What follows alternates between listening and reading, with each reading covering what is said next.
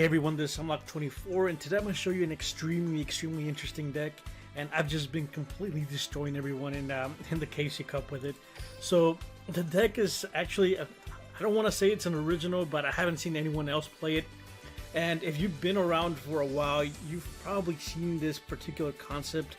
And basically using a Crystal Beast engine along with the card that was released from the previous event, or the event before this one, Survivals. And let me go ahead and get into the deck profile, and then I'll talk a little bit about the cards. So first of all, I'm running one Giant Rex, 3 Crystal Beast Sapphire Pegasus, 2 Evilswarm Salamandra, 2 Babycerasaurus, 1 Megalosmasher X, and 2 rare values. For the traps, 3 Paleozoic Canadias, Survivals, and 3 Paleozoic Marrellas. So overall, basically the main card in the deck is the Survivals Ends, and I don't think this card was going to be that good, but it's actually really good. And I don't think this is going to be the final version of the deck just yet. I'm still trying out different things, and ultimately I want to run maybe Crystal Raigeki, or maybe 2 enemy controllers. But anyway, the Survivals Ends, if you don't know what it does, is destroy as many normal monsters on the field as possible, and if you do, special summon level 4 lower dinosaur type monsters from your deck up to number destroyed, but destroy them during the end phase. You can banish this card from your graveyard, then target 1 dinosaur type monster you control and 1 card your opponent controls, destroy them. So basically, most of the time you're not going to activate the first effect.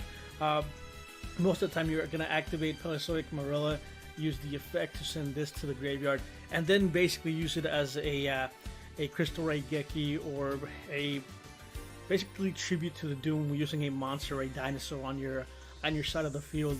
You're going to use the skill Transcendent Crystals, and what that does is you can ditch as many cards from your hand and then put that same amount of Crystal Beast in your spell or trap card zone. So most of the time you're going to be ditching Survivals Ends, or maybe even the Canadias or the Marrellas themselves. Maybe sometimes you're going to be ditching a Giant Rex, or maybe another copy of rare value that's dead in your hand. And you go ahead and get the 2 Pegasus, you activate the rare value, draw 2 cards, and overall the deck seems extremely consistent. So far the only decks that I've lost to is a Blue Eyes and a U-Bell, and that's because I was just playing really bad. I wasn't paying attention that much, and I made a ton of misplays, so I ended up losing those 2 games. And basically everything else, I'm gonna say it's a little bit over 50-50 chance of winning. It's the deck's overall consistent. I haven't played Ancient Years yet, so do keep that in mind. I don't know how well it's gonna do against Ancient Years, but I do think that it's gonna do well, since we're running 3 Survival Sends, and you can get rid of the Reactor Dragon before it goes into battle phase, or before it starts to attack. One of the things is I'm trying to maybe add another dinosaur, but I just don't have the space for it. Every now and then you are missing one of them, and you do miss timing for the Babycerasaurus every now and then, because you don't have that extra dinosaur. But anyway, the Giant Rex it's actually really good. It combos extremely well with Evilswarm Salamandra. Whenever you have Salamandra out, you can actually remove the Giant Rex from the graveyard, and then you can special summon him back. And that's a really good combo. It makes the Salamandra at 2150, and that 2150 is really massive, especially since most of the highest attacking monsters are like 2000 level 4. For everything else, you're going to be using Survival Sense, and you're just going to be trashing everyone.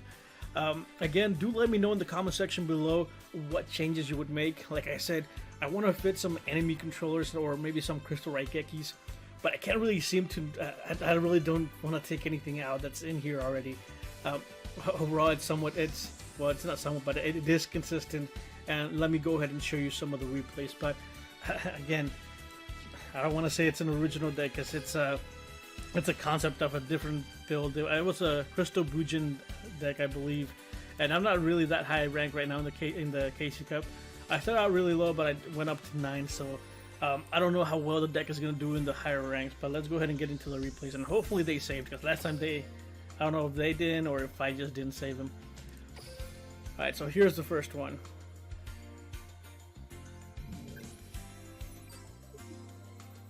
Playing against someone in Japan, which, okay, I guess. Alright, Yami Bakura. Oh, I think this guy was running Yubel.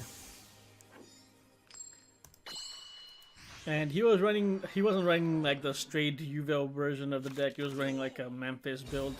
And here you get a decent hand. It's not that great, but it's overall decent. And like I said, the deck overall, it's consistent. It tends to draw into whatever it needs whenever it needs it. I don't know how it does it, but it just works. Alright, so this guy's in the Yubel one, and these Archfiends.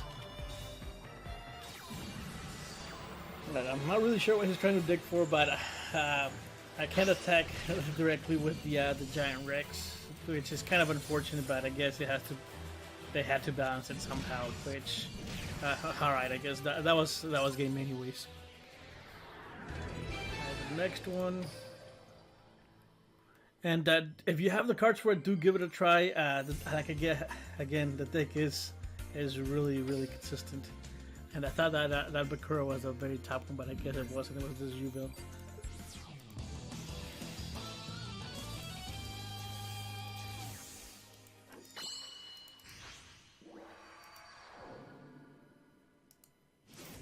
Power of Dark. Okay. So here I said the Babycerasaurus because I had the Marrella, and I was thinking if it doesn't do anything, I can just go ahead and use the World's End or whatever to go ahead and get rid of his Yubel. But he kind of, I think that if he didn't have that enemy control, I would have been able to mill through the entire Yubel cycle, and then he would have been stuck without anything to do. And here I should have Canadia, the disciple, which I think that was a misplay on my part. I think the not activating Canadia on the disciple, I think it was it made the game last way longer than it should have.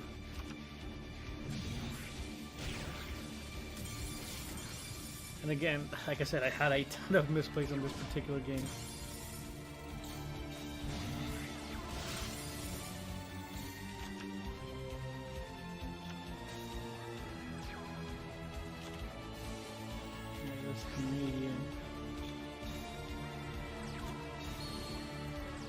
He resummons it, and then I go ahead and activate the Marrella to send what was it? The Survival Send. Survival Send activates. I get rid of the Yubel, and then here I think I try to attack for game on this one. Alright, he draining shields, he survives.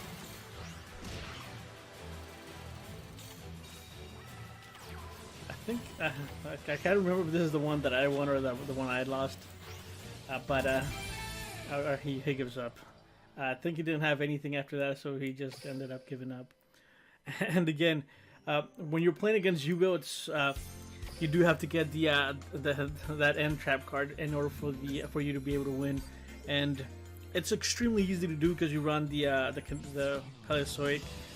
I keep forgetting the name of that trap card, the one that sends a trap from your deck to the graveyard.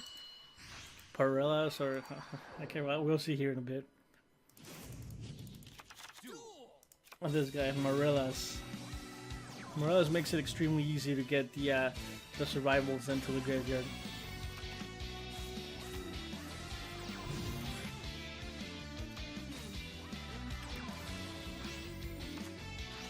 There's already a survival's end. Actually, Shape Sisters, which okay, and he's synchros into a Stardust Dragon, and then Stardust Dragon, I can just go ahead and activate Canadia on it, which Canadias are just really OP. I think Canadia should be hit to 2 maybe, since they stop a ton of things. And there's the Canadia, and then Stardust goes down, and then I summon the Babycerasaurus, activate the Survival Send, destroy, and then bring out another monster, and then he actually does have Spirit Force, but I think I leave him at 100, maybe at 200. Unexpected die, which okay. like Canadia again, his Phoenix, and then he can't do anything after that. And that's basically game.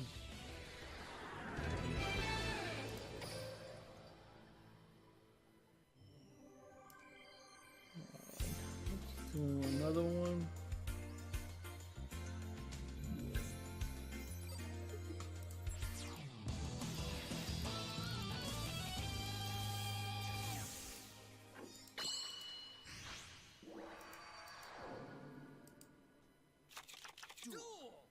Right here again, I draw a really good hand. I don't like to draw into the or have the dinosaurs in my hand. I always want to be able to survival end them or be able to ditch them. Which I think it would have been better to draw the survival sense like really early, not after I've activated the the rare value. There's the survival sense. Target the back row hell alive. Barrier. Send the Babycerasaurus. Bring back. And then Magician's Rope activates and activate this spell trap.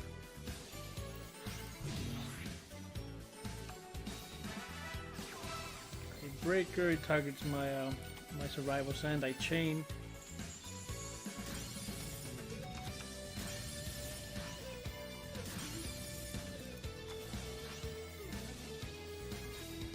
And there's that Salamandra with that Giant Rex combo.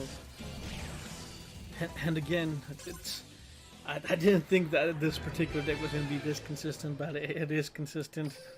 And I think I will end up making a space for the Crystal Raigeki. I think because most of the time, whenever I get the Pegasus, there's always one dead Pegasus my spell or trap cards on. And I did try a version with the Anteater Eating Ant, but it wasn't as consistent because most of the time I only had just a single Pegasus. And then the only time that it did work is when I had the Survival Sands in my hand and they were dead and I couldn't activate them. So what I would do is set a Survival Sand and then special summon the Anteater Eating Ant with one of the Pegasus and one of the Survival Ends. But one of the things is that the Anteater Eating Ant is only at 2000 attack. And that really isn't that high of an attack. It does allow you to destroy a back row, but again, I think the attack is just way too low for it to be able to do anything.